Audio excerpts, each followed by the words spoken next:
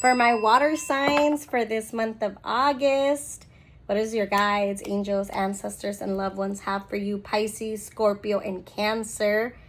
I will as well be doing individual readings for each zodiac sign throughout the month, so just keep an eye out for them. I'll post them as spirit guides me. There's no right or wrong time for me. My water signs, I feel like this month of August, you're taking a step back from the crowd. I keep seeing an image of you sitting in a room. It feels a little bit dark, a little bit challenging. I feel like the month of July was very challenging for many of you. There's a lot of heavy emotions, a lot that I keep smelling a lot of cigarette smoke. I feel like it's a loved one. If this resonates, please take it. If not, I'm sure there's another reading for you.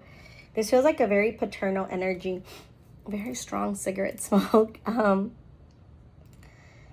One of the things that they just keep saying is like, I wish I could have been there for you more. My absence really affected you.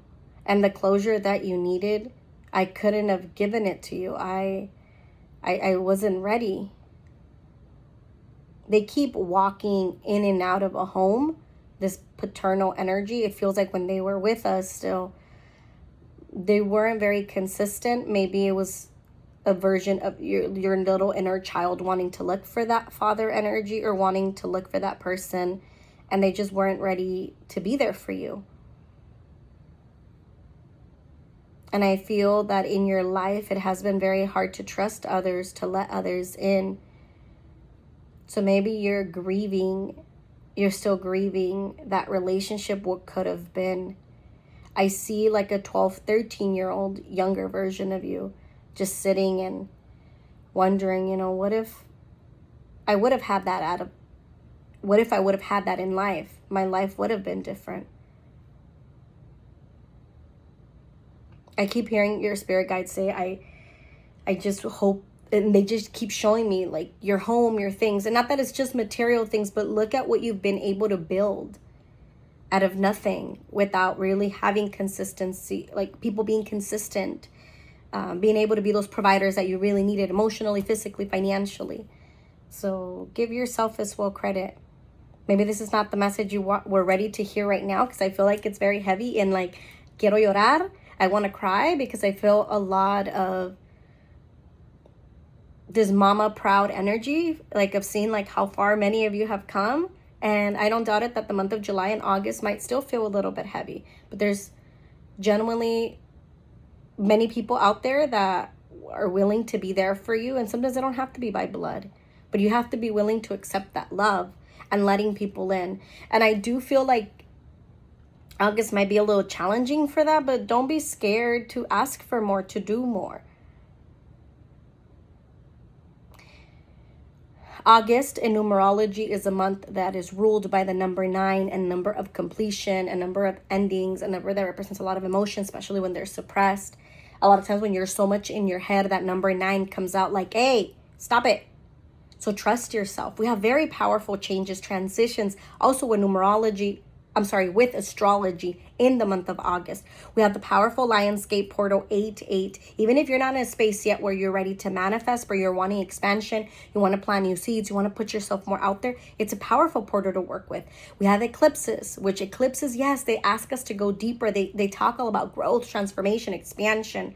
So give yourself permission this month of August to be held.